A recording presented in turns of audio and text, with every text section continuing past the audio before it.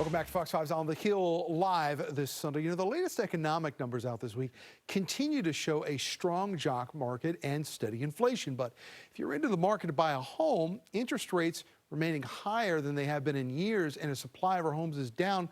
But that could change as this year rolls out. Burr returns to the program. He's been in the real estate industry for decades. Senior Vice President for TTR Sotheby's International Realties. Corey, great to have you. Good morning. Happy New Year to you. We have been looking at the interest rates over the last year. They were risen in effect to kind of put a brake on a recession. Turned out the recession didn't happen, so those interest rate hikes worked. But they did have an effect on the housing market. How did the housing market sustain in 2023? What are you looking ahead to in 2024? So in 2023, the market in the fourth quarter essentially froze.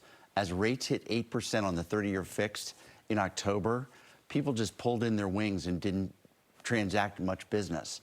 But we feel like we're at the starting line for 2024. The rates have dropped from 8% on the 30-year fixed to down to 6 5/8 as of Friday.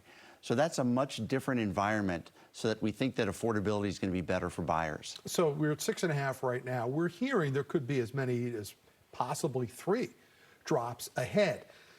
So what does that do to you as far as prospective buyers out there? Should they get in now or wait until these other possible drops come? So for 2.5 years, every buyer said to me, why do I have to be in such a difficult market and chase the prices higher? Well, now's their time to go look at properties and have a chance to negotiate lower prices and better terms. So even though it's not a perfect condition, it does give opportunities to buyers. Okay, so we have a situation where the interest rates coming down. Are the prices where they need to be? Amazingly, last year, prices were up single digits. And that surprised me, doing this all day, every day for 36 years. But then that sounds like you're treading water then. Yes. Yeah. Yeah, but many years that happens. In the 90s, from 92 to 99, there was really very little price appreciation. But it set the stage for the appreciation from 2001 to 2007. So what's going on with the inventory right now? Because we know when you have low inventory on things, it does tend to inflate the prices of the houses. Is there inventory out there in the market right now? And if there has been this stagnation, are people not vacating homes that could be, in the mix? So yes, inventory's down. It's down 30% from normal. And this is a factor that we're dealing with. And that's also helped keep the prices up because there's so little product for people to chase. But we think that there's going to be more inventory this year. Many people think it's going to be up 8 to 10%.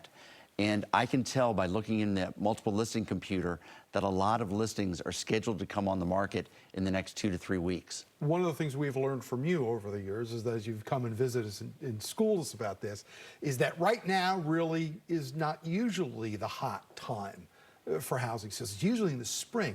So can you make an opportunity for yourself by moving now?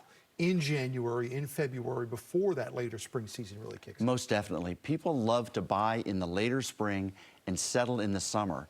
But right now, before the start of the real spring market, which I think will start by mid-February, this is a really great window, both for sellers to put their properties on the market without much competition and buyers to do the same. All right, a lot of great information there. Burr from TTR Sotheby's Retail. We appreciate you coming in, schooling us on the housing market, as we're going to have to keep an eye on this because things are going to change. Definitely. Things are going to change as we go through 2024.